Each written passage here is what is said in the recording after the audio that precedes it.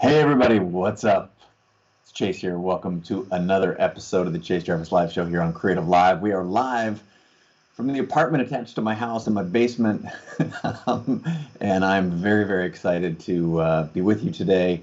I hope everyone is safe, and that you and yours are doing what you can to help in this time of uncertainty and need. We're going to try and bring some entertainment, some joy, some inspiration, information, and an amazing guest to you today, all in the next 60 to 90 minutes. My guest, you can also participate, by the way. I have a little tool that is aggregating questions from all over the world. I know we're on Facebook Live, we are on YouTube Live, we're on creativelive.com/TV. So we're streaming to a bunch of different sources. And if you have those questions that you'd like answered, as soon as I introduce my guest, I'm quite certain you will formulate some questions and want to participate. Just know that I'll be looking out for you and your questions in the comments. But without further ado, I would love to introduce my next guest. Mr. Mark Manson is the #1 New York Times bestselling author of the book that I thoroughly enjoyed. It rocked my world when it came out. It's called, well, there are two books that deserve mention here. Everything is Fucked, a book about hope. That is his most recent release, and The Subtle Art of Not Giving a Fuck, a book that has, by my count and my sources in the book world, has sold more than 10, count them, 10 million copies. And this is a mega bestseller. Someone who just put a book out last year, hit the bestseller list. It's like Mark's books are still there and have been there since they were launched. He writes at markmanson.net, a blog with millions of monthly readers. He's got 500,000 subscribers. If you're not dialed into his world, follow him on Instagram and all the places that he finds, or that he presents himself on the internet. I am overjoyed to have him on the show. It's been a long time coming. Very, very excited to welcome you to the show. Mark, thanks for being here, bud. It's good to be here. Thanks for having me. Where is here? First of all, I know we're on the show, but where are you physically right now? I'm in Seattle, and you are in New York City. Oh man, what's it like over there right now? Give me a snapshot. Have you been outside? Honestly, you probably know as much as I do. I think I haven't been outside in 16 days. Wow. And counting. I see the statistics, and I'm just like, I'm comfortable, so might as well not risk it. Yeah, I'm with you. There's not much upside. We're in Seattle. We've got a lot more space than you have in Manhattan. So I get to, and I live by a lake with a running path, so I do get to get outside for a little exercise. But is there a part of you that is, in some way, all of the mishaps and unfortunate downstream effects of the COVID virus, is there any part of you that is feeling productive, or a part of your life that's feeling valuable right now, or is it all doom and destruction? It's been very strange in that, like, I kind of compartmentalize my life into two different work worlds, so I have my creative work, which is writing, outlining, brainstorming. And then I have, I guess, what I kind of like think of as like grown-up work, meetings, interviews, lunches with people, administrative stuff, dealing with my team, dealing with marketing people. And like that whole world, the administrative world, has just collapsed. Like every meeting has been canceled. Everything has been delayed indefinitely. And so I feel like I'm in college again. Like, I know there's like this nebulous feeling that work needs to be done, but there's also no strict deadline anytime soon. Yeah. And so a lot of video games have been getting played, and a lot of like just kind of ambient anxiety that I feel like I'm wasting time, because like my brain knows that this is generally what time wasting looks like, but then at the same time there's absolutely no repercussions for it. So like that's the downside. The upside though is that actually like the writing has been going very well, and I've been having a lot of great ideas. Mm. So isolation is I feel like is good to get the creative juices going. Yeah, I think that's well said. And that's the theme that I'm coming across more and more. The first seems like the first week or two of this universe was not just doom and gloom, and not just the awareness of people who are actually, struggling in the hospital, dying, the negative aspects of it. But it seems like now for the people who are safe and healthy, there's a little bit of like, okay, we finally got our chin up a little bit. For those who have kids, I don't. I'm a fun uncle. I'm a funkle. But for those who have kids, like the schools stuff is starting to be figured out. There's a little bit of a routine shaping up, and your your statement about finding some productivity, some creativity is something I'm hearing more of, and it's a little bit of a relief. Not just, I don't think just for me. I think I've been sharing a lot, going live here on the internet and hosting a bunch of conversations like this, and I'm hoping that somewhere in there there's just this massive silver lining, and I'm seeing people from all over the world right now, from New York City, from is that Lebanon? Oh wow, we've got Yvette says thank you so much for reading your own audiobook. Bunch of New York, chins up, gazing lights, loving grown up work. Jen, Jen Finley, and Siet B, Tet Montero. In short, there's a lot of people listening, and I'm hoping that the sentiment that you shared is resonating with them. That's an opportunity for creativity, for a different kind of connection. And by creativity, I don't mean productivity. I don't mean making lists and tidying up. I know a lot of people that are doing that. But it makes me want to dig a little bit deeper on when you say you're writing right now, after you've had a book that's sold 10 million, and I have no idea how many millions fucked a book about hope has sold. But what is someone who has had that dramatic level of success? How do you ever, like, what's the follow on? And there's so many creators and entrepreneurs listening here that like where do you go from there? Uh, it's a really good question because I feel like there's a little bit of a contradiction in terms of what happens to you after you experience a success that big. Mhm. On the one hand, like business wise, the thing that makes the most sense is to just run it again, right? Like to just try to take whatever ingredients made that book work and then just try to run it back and repeat it, to kind of milk the most out of it as possible. The problem is that like emotionally, that's, I don't know. It's just, for me at least, it's soul destroying and defeats the whole purpose of why I wanted to be an author in the first place. So, um, but then if you try to work on something new, then you feel like kind of an idiot because you're like, well, why am I risking doing a new thing when I know this other thing works so well and can make so much money? Um, so for me, there's been a real tension over the last few years in terms of what I want to do. Um, my second book, Everything Is Fucked, was intentionally I tried to make it different, make it a little bit deeper, make it a bit more challenging, almost in a way to like uh, just to challenge myself and just to prove to myself that the world's not going to end if I don't sell as many copies or if I don't kind of reproduce the same sort of success the second time around. And that was really great because now I feel very liberated to work on what I want and kind of um, like let me put it this way. I like immediately after Subtle Art came out, it almost felt like a prison a little bit of like, oh shit, now I'm gonna be the fuck guy for the rest of my life. This is all I can do.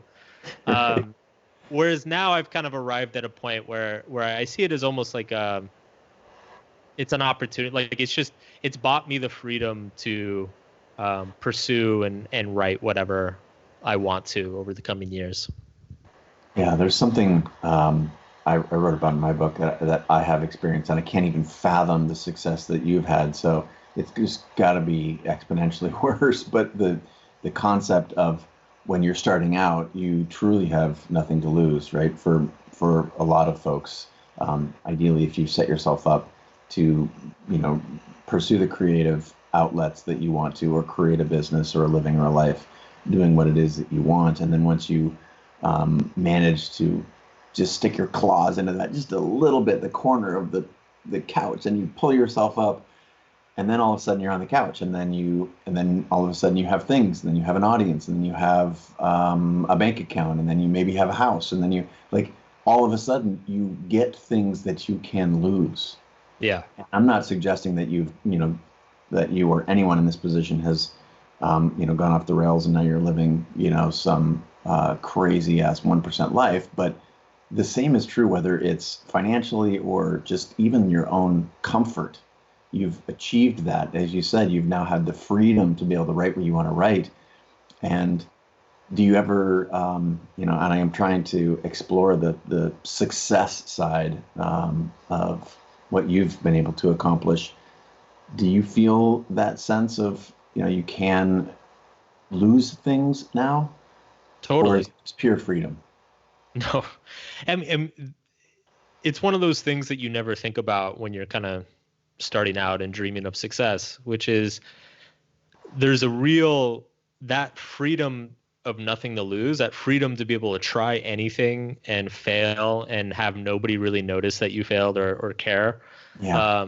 That's a real asset that you never get back. And I mean, generally speaking, psychology has shown for years now that humans, the pain of losing something is much greater than the happiness of achieving it, right? So there is that constant anxiety now of like, oh shit, what if I alienate the readership? What if I put out a book that bombs and kills my relationship with the publisher? Like, what if what if my next advance is a quarter of what this one was? There's always that gnawing anxiety, but I think it come like at any point along the journey of a creative career, there are emotional challenges, and I those emotional challenges never really go away. They simply shift in nature. It's like when you don't have an audience, you're very anxious and worried about other things, and then when you have a big audience, that anxiety is still there. It's just shifted. It's a different type of anxiety. And so I try to What's happening? Am I muted? I can hear you just fine. Oh, okay. That was weird. Sorry. So I try to not fall into the trap of like trying to get away from anxiety. I try to just understand whatever anxiety I'm feeling and work through it.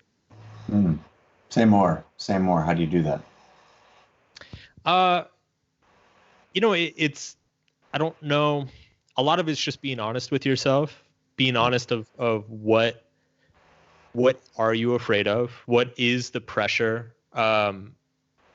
Because a lot of us kind of create these explanations for our anxiety or for the stress that we feel, but it's often not so obvious, So like with Everything Is Fucked, there was a lot of pressure coming from the publisher about getting that book out quickly, trying to make it a follow-up to Subtle Art, and I felt a lot of pressure from them.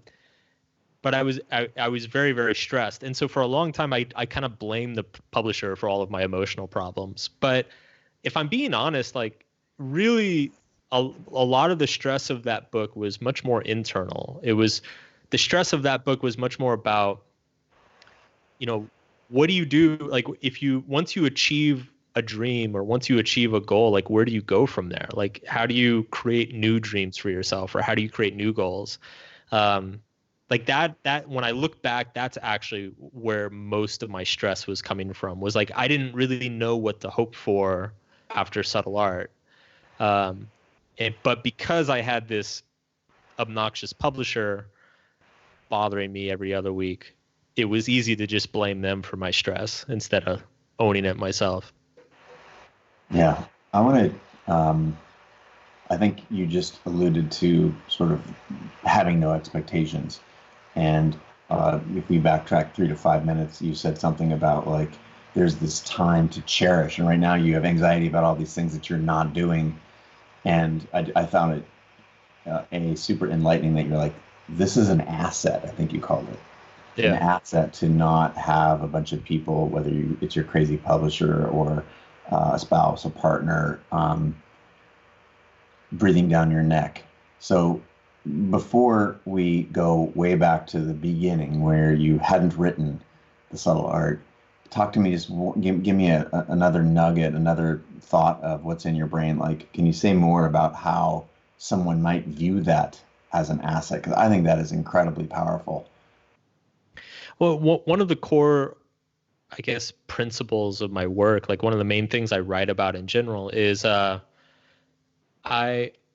I argue that negative emotions generally have some sort of benefit. Um, Biologically speaking, we evolve negative emotions because they help us in a lot of situations. And so I, for me, a lot of what I try to focus on is if I am feeling anxiety or anger or stress or fear, I ask myself, like, what is the silver lining to this? Like, what is the benefit that can come out of this? Because anxiety is an incredible motivator. It can also be a great way to get you to make decisions or crystallize what you want in your life. And so I try to. It's very hard because our natural instinct is to always avoid unpleasant feelings or avoid negative emotions. But Yeah. kind of the practice I come back to over and over in my creative life is just um, how can I use whatever I'm going through at this moment? How can I use it? I mean, right now I've been kind of struggling, under this quarantine and everything. Like I've been struggling with apathy and to be honest, like boredom. And so I've been challenging myself to entertain myself, and I've through doing that, I've come up with some pretty wacky outlines for a new book and a few Mhm. articles, Mhm. so it's and it when I come up with it, it feels completely off the wall, but then I come back to it, I'm like, actually this is some pretty cool stuff. So there might, it might be that like my next book was born out of this quarantine. You never know. Yeah, I like the concept of negative emotions and how to use them. We are just one layer deeper for anyone who's curious about what Mark said. We are biologically wired to over-index on a negative bias. That means like it's when you think like, oh my God, what's wrong with me? What's wrong with this situation? How am I going to fail? Like all these negative self-talk. Like that's actually biology, and you have to train yourself. A lot of the folks that I'm most familiar with their work have done a lot to train that out of their brain. And I think it's fascinating when I look at your work and read a little bit. Well, there's some just a really great article just came out about you. I'll share that in just a second, but maybe Nasa can put it in the comments. But making use of that negative fuel and I don't want to say leaning into it because that feels like I'm putting words into your world, but like how do you, is it just a motivator, or is there anything beneath that top layer? Is there anything deeper about using negative emotions rather than trying to cultivate a positive attitude, if you will? Yeah, I think for me it's less a question of like how do I feel good or feel better, which is I Mhm. think most self-help is kind of pushes people in that direction. Most self-help is saying, find the part of the negative experience that you can be happy about, which that's important. But I think in the context of um, being creative, my career, my work life, and everything, it's more how can I make this useful? Like if I'm pissed off, like how can I make this anger useful? Where can I channel it that will actually be beneficial for me? Um, and so that's kind of a question I'm always trying to ask myself. And by the way, like you have to ask yourself these things of positive emotions too. Like it's very easy to become very satisfied with yourself, and be like, hey, I put out this song and it did really well. Like I'm Let's go on good. vacation. Yeah, like I don't need to do anything else. It's on the flip side of that, if I have something that's going very well, like I had an article go viral a few weeks ago, and my first instinct is like, okay, how do we take advantage of this? Like, how do we've got hundreds of thousands of new people coming to the site. What can we do to leverage this? Mm. Was that how to forgive but not forget, or the great meaning trend? Which was It was the coronavirus one. Surprise, coronavirus, surprise. real risks in human bodies. Okay. Surprise, surprise. Yeah. So no, I think that we just had a couple of comments chime in about it. It's so Mark, absolutely Mark. This is from Sinet B, to making pluses out of minuses. And to me, that's the one thing that struck me about your work. And the title is so jarring of your works. And as you said, am I like the guy who only says F-bombs in his titles? But there's this profound positivity underneath the sort of the brash titling, which is so thoughtful, so introspective, so self-aware. Where does that come from? I don't know. I've always been like a pretty introspective and philosophical guy. I started reading about psychology and philosophy when I was in high school, and I don't know. It's like this was always kind of like a nerdy hobby for myself, and I got really into studying religions for a while in college, and I meditated for very seriously for a number of years, and um, it's just something I've been really into, and even before, I mean, I never even really thought this would be a career. I started a blog in 2008, and I originally just started it because my roommates had blogs, and like blogs were like the cool thing to do, right? So one of the most famous authors of our time, right? Just my roommates were blogging, so I thought I would do it too. I love it. yeah, I mean, I didn't even know I could write. I didn't really get good grades in English class growing up. And it's funny because looking back, I realize now that I got bad grades because I didn't follow the assignment, not because I was actually a bad writer.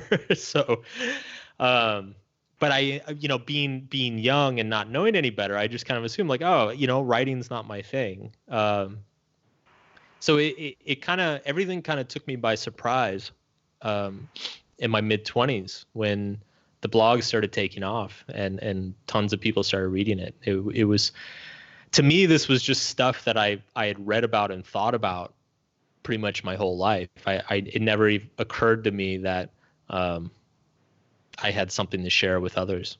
But there's an absolute pearl in there. I think that is like, I couldn't have written that out in a script and asked you to say it any better. Like that, to be able to understand that there's gold and then there are hills, and the parts that you don't necessarily are not inclined to look at, or if you start to explore them. So, I want to keep my promise on what I said earlier. We'd go back, and so now it was a great pathway for us to go back to your. You said you got some roommates, they're blogging, you start writing, even though you don't think you can write. What so many people are listening for their calling. That was the title of my book, Creative Calling. And like they're out there, where do I look for this thing that I'm supposed to be doing? And so I'm curious if you yourself didn't think you were a good writer. It turns out you just weren't good at following directions. But like what made you start to look there, and did you explore a bunch of other things and suck at them and then end up back at writing? So tell me, like, how did you arrive at, okay, writing's my thing. I'm your own words were nerdy, a nerdy philosopher, but was writing just the vehicle to get out the nerdy philosophy, or what process did you go to figure it out? Because that's what I find so many people want to know about. Yeah. I actually thought my calling was music for most of my young life. I even went to music school for a couple of years, and it's When people come to me with that question of like, how do you find your calling or how do you find your passion? My answer is it's usually under your nose, because generally Mm. the thing that you love doing, like the thing that comes easiest to you and that you're most talented at, generally it feels so natural to you that you don't even realize that you're doing it, and most people aren't. For me, like I didn't I was always kind of like a forum junkie back in the 2000s. So I was like that guy. I go on like music forums, and I was that guy who would, anything I disagreed with, I would write like a 4-page reply going like bullet point by bullet point why you are wrong about everything. And it, like, I was just this like really obnoxious 20-year-old that just wrote pages and pages on forums. And I thought that was normal. Like, I didn't realize that most people didn't do that, or that that most people didn't enjoy that.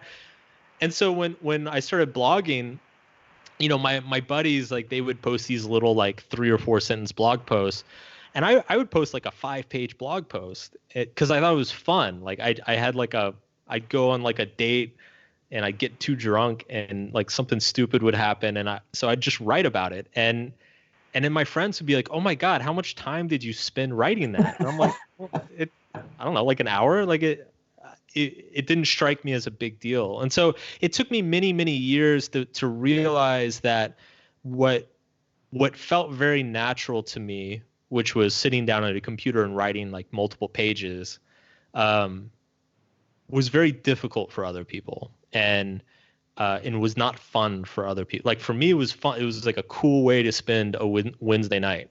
Um, Whereas for most people, it was like a chore. And that's when I started to kind of piece it together that, like, Hmm. oh yeah, maybe this is a thing, like maybe this is something I should be doing a lot more of. Did you explore that? That's fascinating. Hey, thanks for sharing.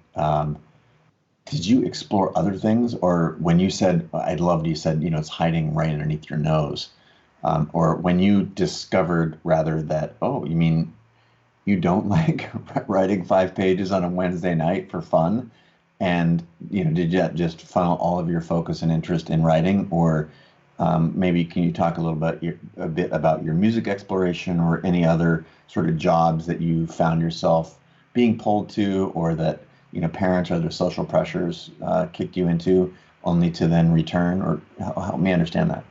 Sure. Well, my experience in music school was very helpful in that regard as well, because like I said, I thought music was my calling, and I ended up dropping out of music school for the simple reason that uh, practicing music 6 hours a day made me miserable. And I looked at the people in my music program who are like clearly, like they were going to make it, they were going to have careers and everything. Uh, and they didn't seem to be miserable. They seemed to be more than happy to practice 6 hours a day. They didn't mind it. And so I kind of just put two and two together. I'm like, I'm probably not built for this the way some people are. And maybe my passion for music is listening to music more than it is playing it or performing it. Um, in terms of what I did from there, I transferred to a normal university. I actually studied international politics and business, which is a degree that you can't do anything with. So it's one of those degrees that you get to go to grad school, because it's like you might as well just have a blank piece of paper. And I got out of school right when I graduated from school. It was the crash of 2008, so there were no jobs, and a bunch of my friends were going into finance, and I lived in Boston, so I tried to get a job in finance. But around the same time, I read Tim Ferriss's 4 Hour Work Week, and I knew a little bit of web design, and like I had done a little bit of freelance web design in college, and I read that book, and I'm like, oh my God, this is easy. I can go to Argentina and only work 4 hours. That's amazing. And so I decided to quit everything and then just start creating some websites. And lo and behold, it actually takes more than 4 hours a week to build a successful online business. Not to disappoint anybody out there, but it's I don't know anybody who thinks that that's real, but I like the brilliant title. I it is a brilliant give a title. nod to Tim every time we say it. I know. But it's I ended up I had a friend back then who also was trying to build websites, and he used to joke. He said, "Yeah, we work 16 hours a day so we can make money while we sleep." That's right. So I started doing that for a few years, and back then blogging was like hugely popular. It was kind of like blogs were like the new hot thing. It was kind of like how podcasts and YouTube are now. Like that's what blogs were back in those days. And so if you wanted to get traffic, if you wanted to rank well on Google, you needed to create blogs for your websites. And so I started doing that, and I kind of muddled for about 2.5 years, trying to create some e-commerce sites, trying to do affiliate marketing, trying to do scrape anything together to kind of make a living. And then it was 2010, I kind of came to the realization that I was shitty at marketing, but people really liked my writing. Like my blogs were developing a real readership, and people who interacted and cared, and followed me. And so I kind of took a note from that. And then it was in 2011, I think I kind of made the transition. I'm like, okay, you know what? I'm going to be a writer. Like I'm going to be a blogger and a writer. And one day I'd like to be an author. And like, the whole internet marketing, e-commerce thing didn't go so hot. So let's see if focusing on writing works out better. And it did. So I love how music helped, because if anything, it helped decide what you don't want to do. And I also find that is a great, in a weird way, it's a lighthouse for so many people, and they're just bashing their heads against the thing that their mom or their parents or some story that they told themselves when they were 10, that they need to be or do this thing. How long did it take you to figure that out? Like, was it like, a year, and did you go to music school for 2 years, and then you're a year and you're like, this is a shit sandwich? Like, how long did that take you? Because so many people, they do that for years, and then they end up in a career as a musician only to find out that they should have listened to their, 21-year-old self. Yeah. It took me a semester and a half, really. So I played guitar, and I went to a jazz program. And it was funny when the first week, so it was guitar. So like, everybody fucking plays guitar. And so there's like 40 guys in the class, and the teacher stands up and he's like, look around the room. There's like 42 people in here. Look around the room. Statistically, only 5 of you are going to graduate. Like this is that competitive. So think very hard. If this is what you want to do, it's going to be very, very difficult, blah, blah, blah. And we got through the first semester, and like that 40 people got whittled down to about 12, I think. And so far I was like pretty comfortable with it. I mean, I was trying really hard, but I was one of the 12. And so I still kind of felt like I could do this. And then it was that second semester that it just passed me up. And I remember practicing and playing so much that my fingers hurt, my wrists hurt. I was so burnt out. I hated my guitar. Like I didn't want to look at music. I didn't want to listen to music.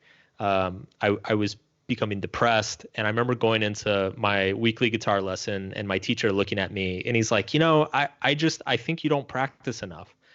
And I was like, are you fucking kidding me? I'm like, if this isn't enough, then I'm done. Like I can't.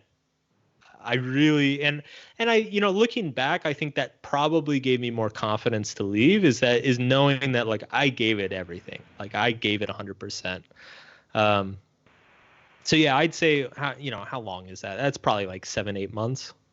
Yeah. There's so much wisdom there. I was one of the really dumb, stubborn people who tried to keep that up in graduate school for 2 years. kicked me like 50 grand into debt as a philosopher. You mentioned you like to read philosophy. I went to graduate school in philosophy after bailing on medical school. Another thing I realized that however many years of study and MCAT and all that shit that I bailed on, and it was pure torture. And I think right now there are people out there who are tortured and they're doing shit that they don't love. And maybe it's not even love, but there's this energy when you're doing something that you're supposed to be doing, I guess is the right way of thinking about it. And I think I equate it to the tractor beam in Star Wars when you're just like feeling pulled towards something. Maybe that's against your will, so that's a bad example. But like there's just something, it's like a path, and things start to feel different than, like writing on Wednesday night, to take your earlier, phrase, relative to 6 hours of playing the guitar. Contrast those for me. Was it? Yeah. Yeah. I mean, the way I describe it in my work is it's you choose the struggles that you enjoy having, or to put it even more extremely, like what sort of like masochist are you? So the difference for me, and I think a lot of this gets lost because there's so much emphasis in our culture on, never quit, persistence wins out, you should discipline yourself, all this stuff. And the truth is you should quit most things you do.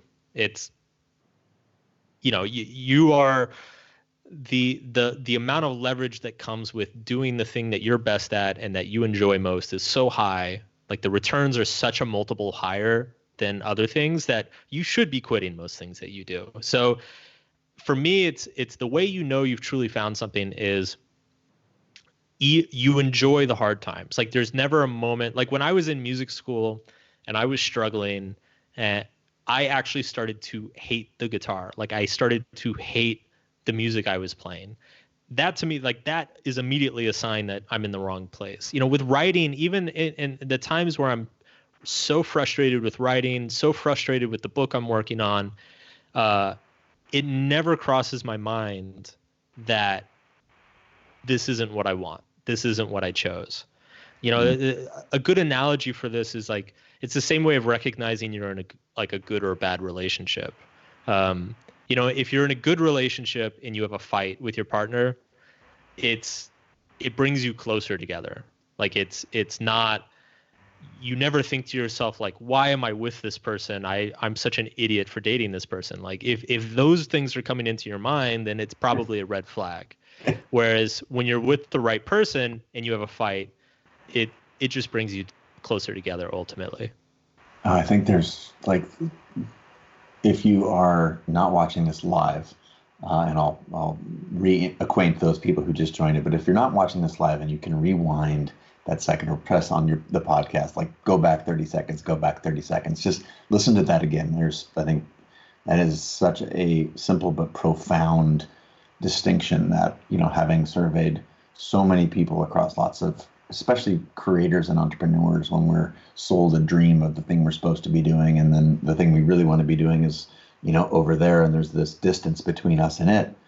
Like, people are so frustrated and they're smashing their head against the wall to please somebody else, and you nailed that. So thank you for putting an eloquent cherry on top of a tough Sunday for a lot of people. And I want to go back to this process where you do feel the thing that you're supposed to be doing, and a lot of people, I think, when they start to feel that thing, and it starts on nights and weekends, or they can't afford to just drop it, and you built websites and tried to make some money doing some other things to facilitate it.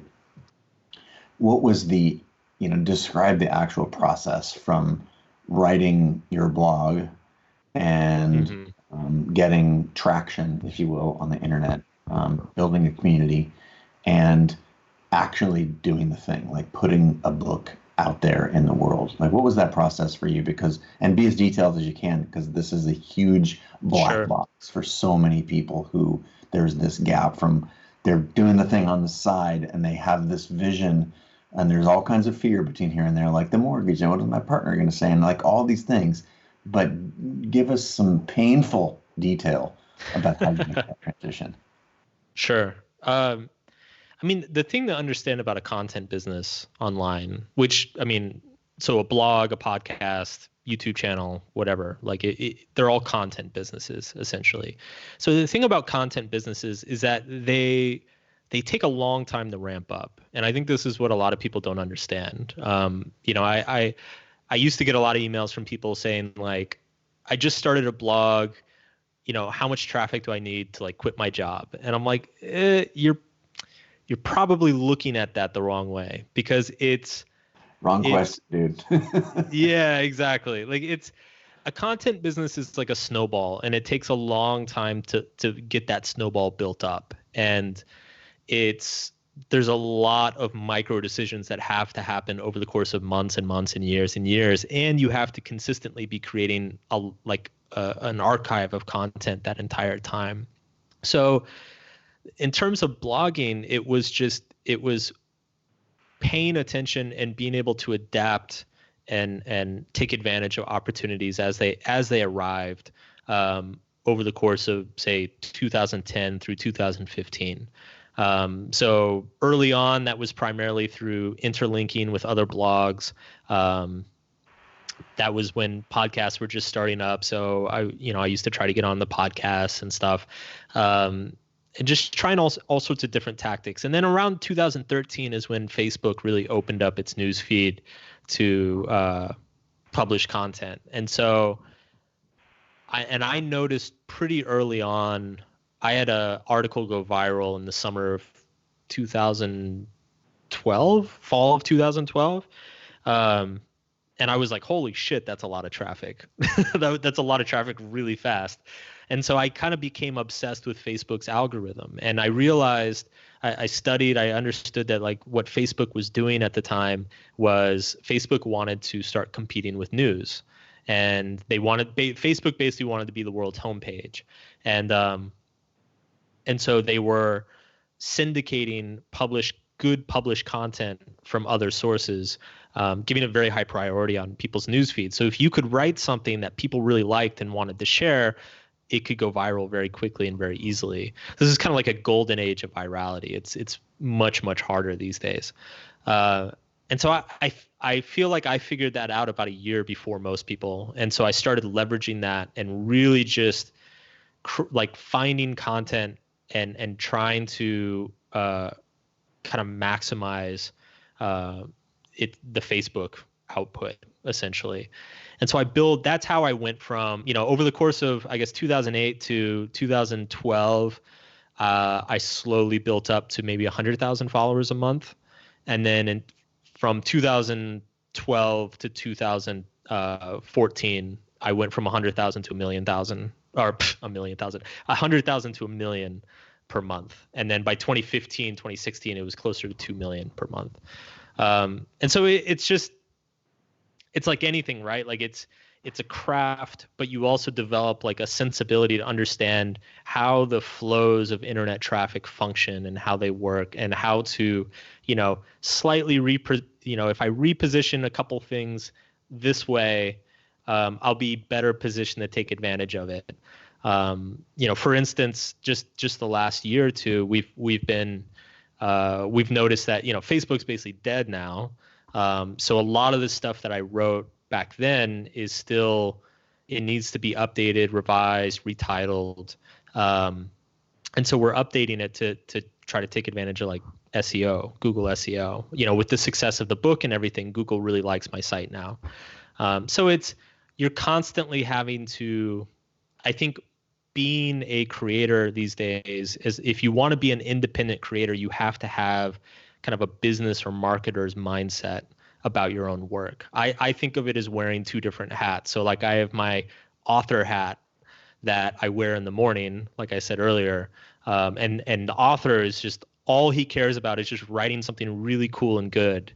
And then I go to lunch, and when I come back from lunch, I take the author hat off and I put the marketer hat on, and I look at what I've written and I say, okay, what can I do to serve this piece of writing the best I possibly can?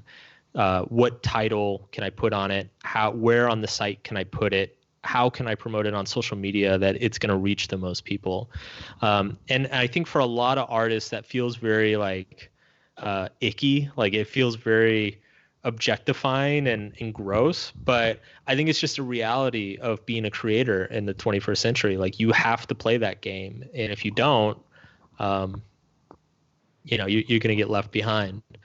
And then in terms of your question of like how do you transition into books? Well, it's funny because it's the publishing industry these days, so much of it is very reliant on finding people who have platforms and audiences online already.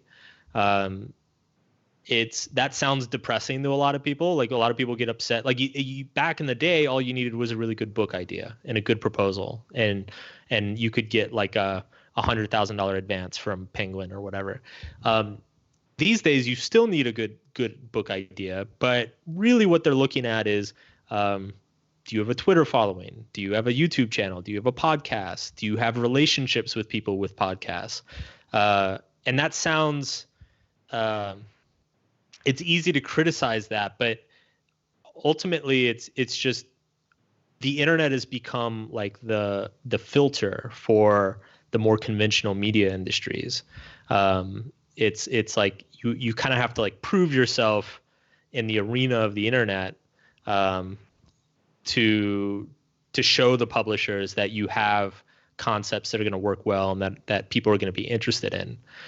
So once with that following I built in 2015, I started getting approached by publishers and agents, and I started working on Subtle Art in 2014, and so I was about halfway through the book.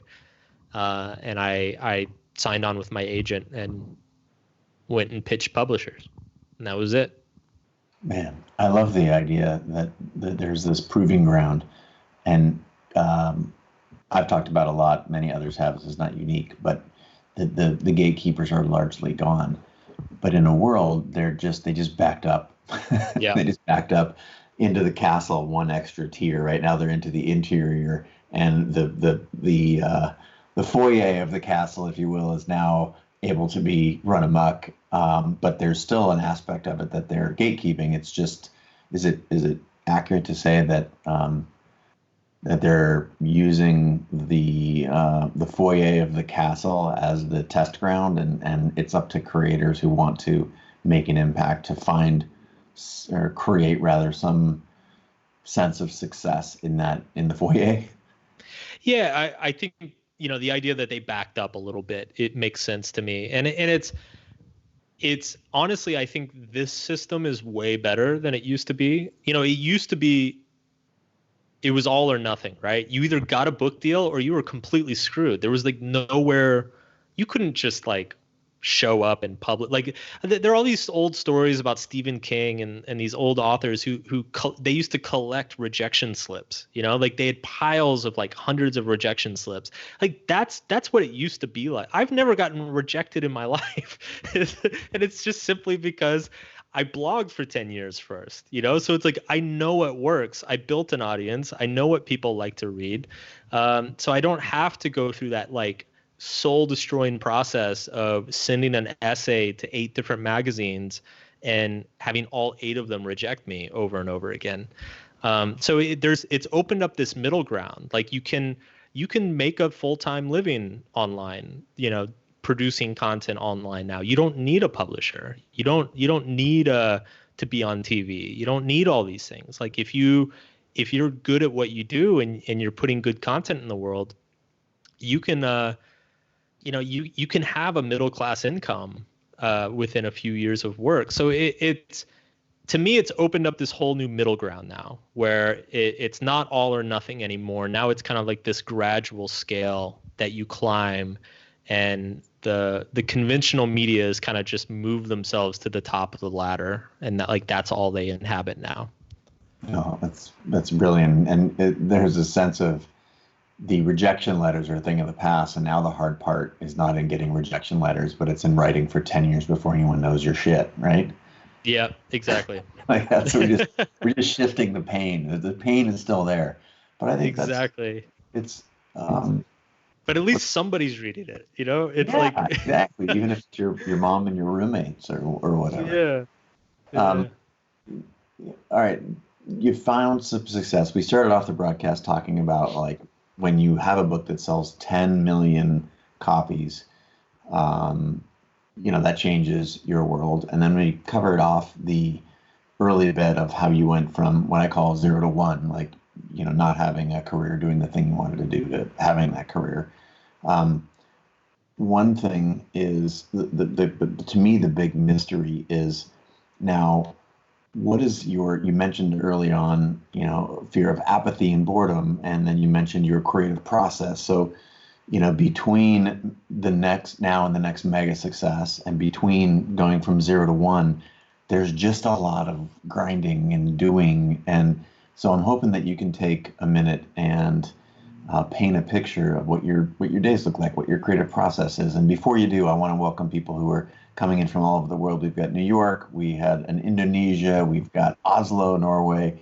So many people writing in saying how your book has affected and changed them. And so just a reminder, if you're tuning in, it's yours truly, Chase Jarvis, with Mark Manson, the #1 New York Times best-selling author of a number of books, one of which is Everything is Fucked, a book about hope, and The Subtle Art of Not Giving a Fuck, a counterintuitive approach to living a good life.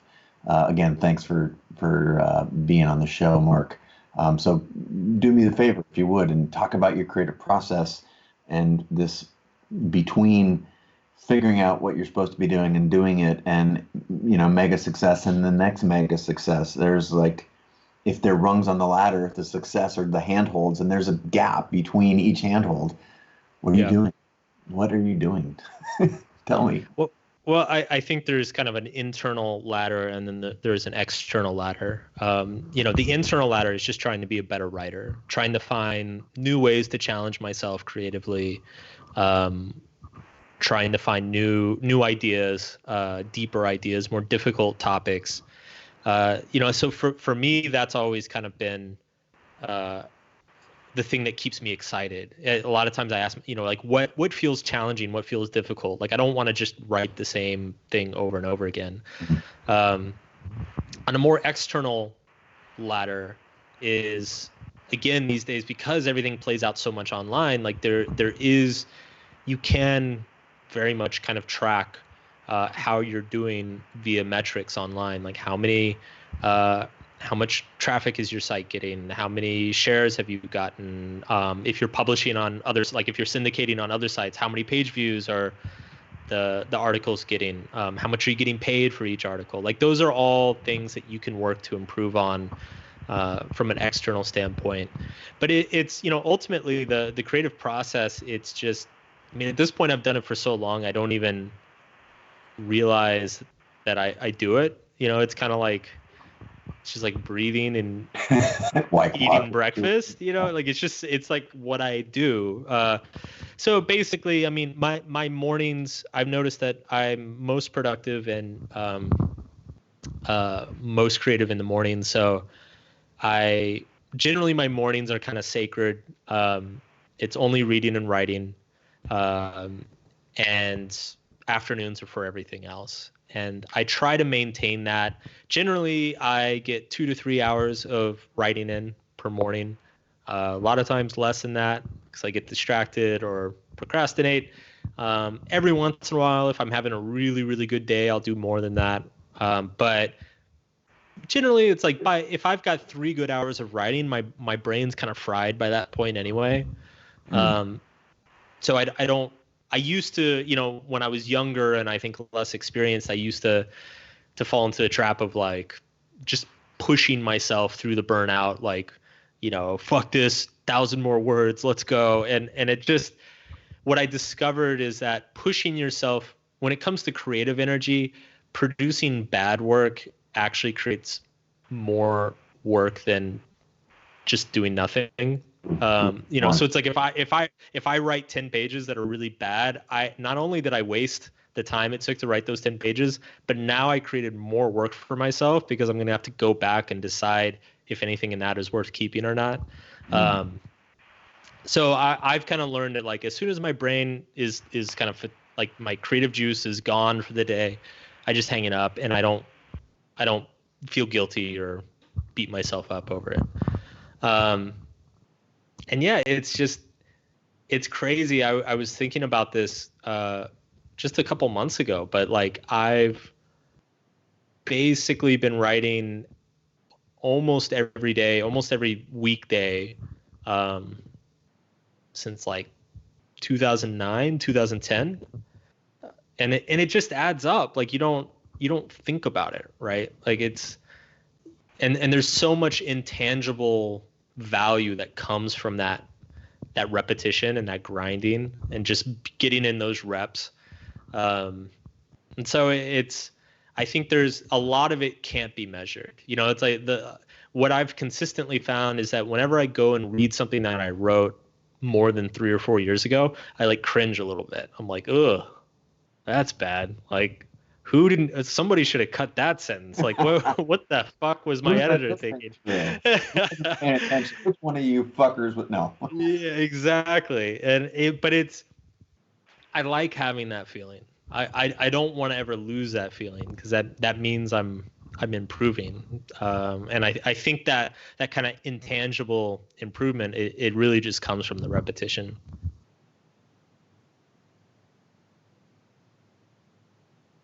Well, I think you're muted. You're right. I'm muted. Hard drove by. Perils of working from the apartment in your house. Yeah. So, thanks for that insight. I think there's so much. They're doing a beautiful job of helping people understand the black box. I think they just look at success from a long ways away and say, "Shit, man, I need some of that." So thanks for keeping it real. It's no surprise because that's what your books are, just this, hit it straight on. And one of the things I really, really appreciate about the work. I'd like to uncover a little bit about your inspirations. And also, I think it's prudent to talk about the Audible book that you just released called Love Is Not Enough, which just released like a week ago. So congrats on that. Probably a weird time to be putting something out in the world and shouting from the rooftops about your work. But there's a great Guardian article that ties some of that work back to Neil Strauss, who is a mutual friend of ours. Neil's been on the show. Really appreciate his writing. He's seen an amazing career arc, super talented. If maybe you can connect the dots for us.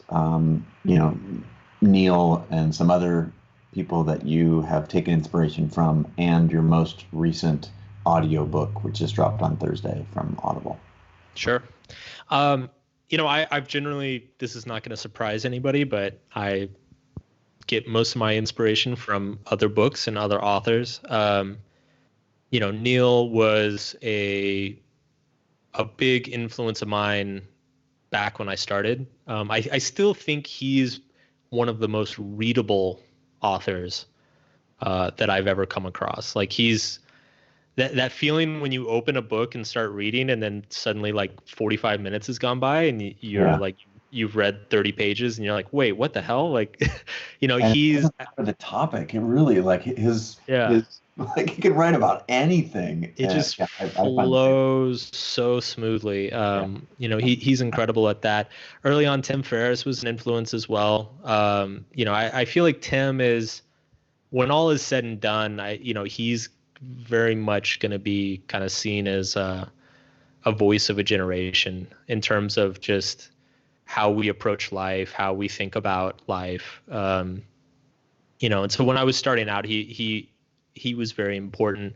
As time has gone on, my inspiration has shifted. It's these days I try to focus a lot more on just really, really good nonfiction, like classic nonfiction. So authors like David Foster Wallace, Joan Didion, Hunter S. Thompson, people who have written, who are kind of like the greats of the nonfiction essay, or the nonfiction piece. I went through a phase where I really studied them and read them a lot. And then these days I'm actually getting a lot more inspiration from, I guess, philosophy and kind of tangential topics to my own. So I primarily write about psychology and self-help, but most of my reading these days is either philosophy or it's like economics and politics, because I feel like those things, everything kind of ties in together. But it's like I feel like I'm very, after almost 15 years, like I'm very knowledgeable about the psychology literature. And so I'm kind of looking to these tangential subjects to kind of see like how things connect in ways that maybe I didn't consider or think about before. But I think the important thing is to just keep finding what lights you up and what excites you. And then in terms of the new project, so I released an audiobook on Audible last week. It's called Love Is Not Enough. It is a super weird time to be launching anything. Like 2/3 of my interviews were canceled. Couldn't leave the house. I was supposed to go on TV and do an event and do a launch party and all this stuff, and it's all canceled.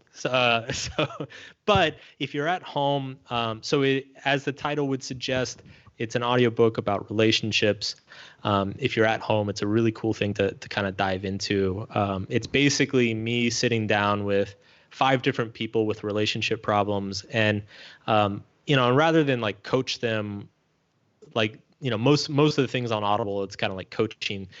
With me, it's more I just talk with them and get their stories, and then we track them over 6 months, and we kind of see how each of their stories resolves, and I try to pull lessons from each one of their I guess their misfortunes, you could say. But it's a really fun project, and there's a lot of cool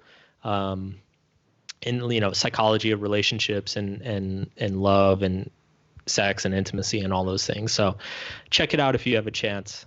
It's on Audible everywhere.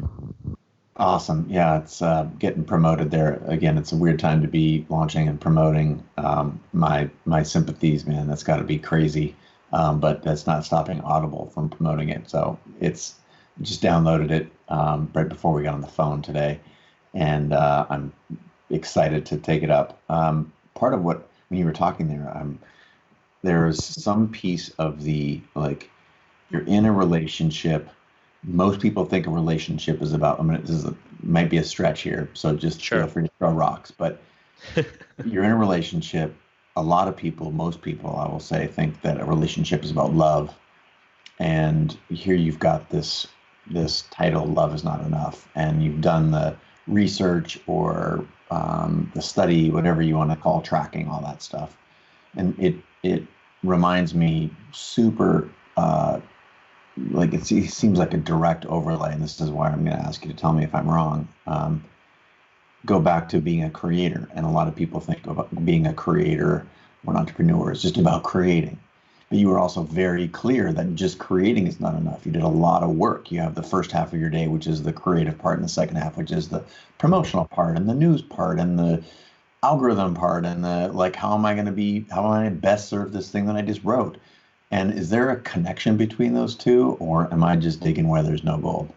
I think there is. I think it's this idea of passion and commitment. It's the thread that ties a lot of these different subjects together, whether you're talking about health, wealth, love, business, whatever. But it's one of the things that I say, or that I've written a few times on my site, is even if you have your dream job, like, even your dream job is going to suck about 30% of the time. And I feel like that's true with relationships too. Like, even if you're with like the love of your life, they're going to annoy the shit out of you about 20 to 30% of the time. Like, that's just life. That's just how it is. You're never going to escape it. So again, you want to find something or someone that the difficult times are worth it. They feel worth it. Like, the upside vastly outweighs the downside. And so, yeah, that's definitely true in business. And I think it's true in love as well. What made you want to dive into love? For someone who's talking about not giving a fuck, love is like a spectrum, right? That's almost the same pivot that Neil made from being the pickup artist to now his most recent book about being in a relationship with someone he loves. And is this a Yeah. opposite side of the same coin? Is this like, oh my God, I had it wrong before? Why the pivot to love? Well, it's funny because dating and relationships was kind of it was my wheelhouse back in the day. Like when I started, my first blog that like kind of took off was a dating and relationships blog. And so it's actually the subject I'm most comfortable with. But really the truth is that Audible approached me about doing this project. They said, we want to have you in studio talking to people kind of through their problems, and basically being like the disappointment panda for them, which is be the person that's going to tell them truths that they don't really want to hear. And we sent out applications and everything, started interviewing people for the project. And I went to Audible. I said, honestly, like the thing that's going to be the most interesting is to get people with relationship problems, people who are cheating on their partner, being cheated on by their partner, who are like hopelessly, they just got dumped in a horrible way. Like this is going to be the most interesting, because it's the most emotional, but B, it's like generally relationship problems are kind of a gateway to your personal problems. Like any problem that shows up in your relationship, it's not the relationship. Like it's a reflection of some issue that you have not dealt with yourself. And so I thought it was a very interesting way to get at people's problems via, their spectacular drama. Was it, was there something about seeking it outside? You write a lot in your earlier works about your challenges and the way that you see the world.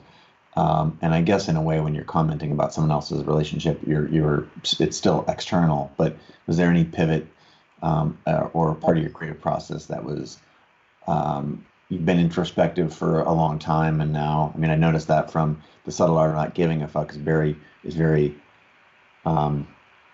personal. Like this is what it's like for Mark Manson. And then, Yeah. Your next book was a lot more external. Like the world is fucked. Yeah, right. And is there something about relationships that that it was another? Was it easy to throw stones at? Was it just like, was it easy pickings, or what made you go there besides just looking for, telling the Audible people like, you wanted some real drama? Here's where we're gonna find it. It was a combination of being a topic that I felt very comfortable that I could talk people through, but also just being the most entertaining. It's because when we were initially interviewing subjects, like people would come in, I talked to a woman who thought she wanted to change careers and was nervous about it. And then, so we started to get into it, and it turns out, well, it's the thing that's really holding her back is that her parents depend on her financially. And we talked about that for a little bit, but then it kind of felt like, okay, well, like I can't tell you what to do, so good luck. There's not really anywhere to go from there.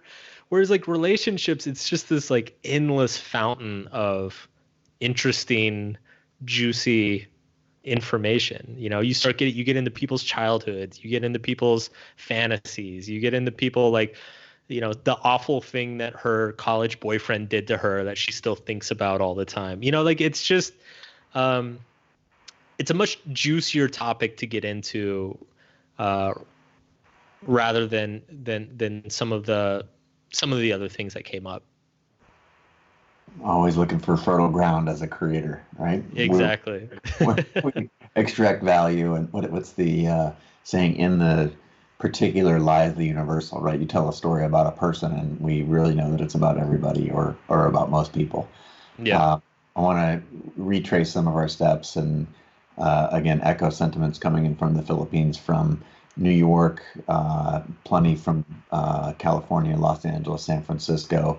A lot of people expressing a lot of gratitude for your work, and I want to take a second and acknowledge how profound your work is, how it's made an imprint on a generation. You've talked about Neil and Tim and a handful of other authors, but you've really captured a spirit and I don't know, the zeitgeist, if you will. And so I want to take a second and say thank you and recognize your brilliance.